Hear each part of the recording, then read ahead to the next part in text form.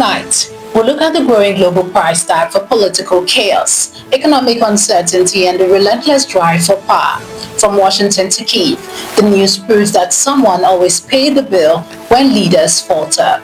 This is the Global News Update on top Accolade News. The headlines. Trump ends longest government shutdown in U.S. history. Bangladesh to hold February referendum on reform charter. Pakistan Army chief granted lifelong immunity. Ukraine engulfed in $100 million energy scandal.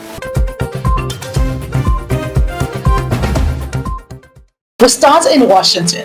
President Donald Trump signed legislation ending the 43-day government shutdown, the longest in U.S. history, after Congress voted 222 to 209 to restore funding and reopen federal agencies. The stopgap measures bring back hundreds of thousands of workers, but leaves unresolved battles over healthcare and spending. Economists estimate the shutdown shaped growth and deepened public frustration, with no clear political victor emerging. In Washington's longest standoff, everyone blinked and America paid the price. From America's halls of power to the streets of Dhaka, reform and revolution are on the ballot. Bangladesh's interim leader, Muhammad Yunus, announced that a national referendum on the July Charter for constitutional reform will be held alongside parliamentary elections in February 2026.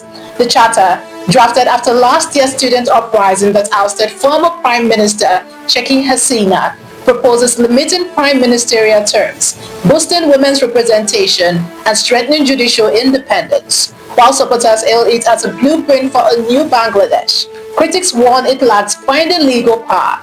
For a nation reborn in protest, the ballot will decide if revolution becomes reform. Now a chilling political slide in Pakistan. Pakistan's parliament has passed a sweeping constitutional amendment granting Field Marshal Asim Munir, the newly designated Chief of Defense Forces, lifelong legal immunity and command over all military branches. Critics decry the move as the death of democracy and a fatal blow to judicial independence after the bill backed by Prime Minister Shehbaz Sharif's coalition stripped the Supreme Court of key powers. Opposition lawmakers boycotted the vote in protest, calling it a slide into authoritarianism. In a nation where power has long worn a uniform, Pakistan's democracy now salutes its most powerful general. Closer to Europe, Ukraine faces a different kind of threat, one from within.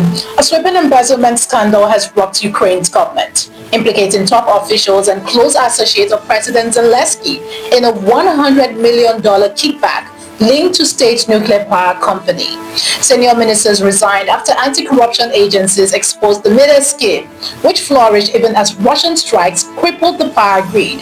European partners expressed alarm as Kyiv battles both war and graft. In a nation fighting for survival, corruption still finds a way to feed in the dark. You're watching the Global News Update on top Accolade News. Do stay with us. Still to come.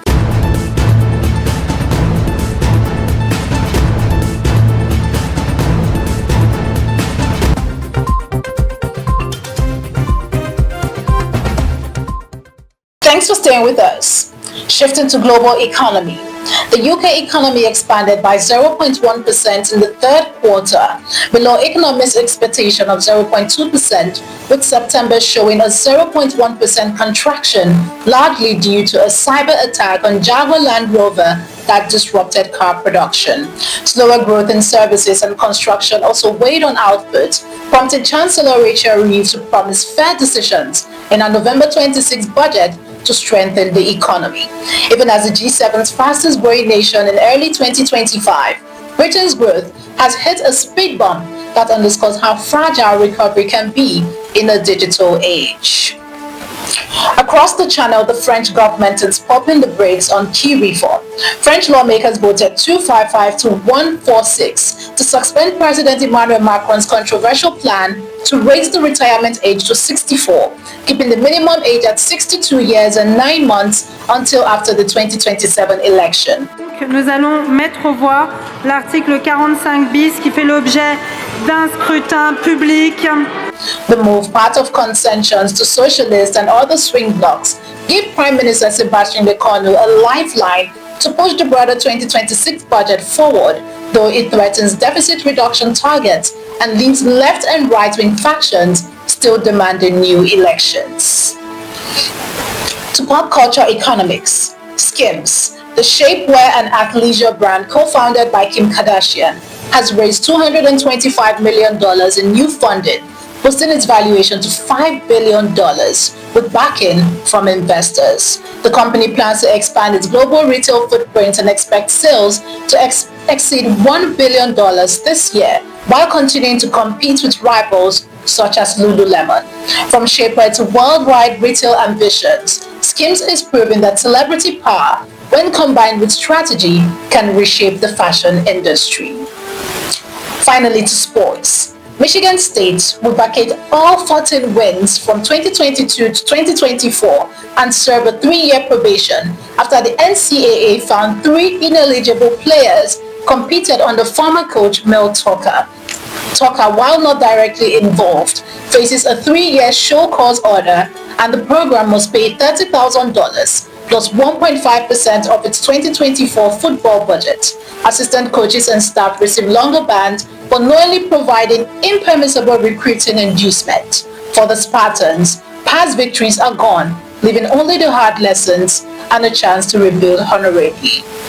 Whether it's political infighting, corruption and conflict, or the cost of cutting corners in sports, this week's news reminds us that every action, especially one driven by self-interest, has a consequence. For Top Accolade News, I'm Ojorumi Okocha. Do have a wonderful day and keep watching the Global News Update on Top Accolade News.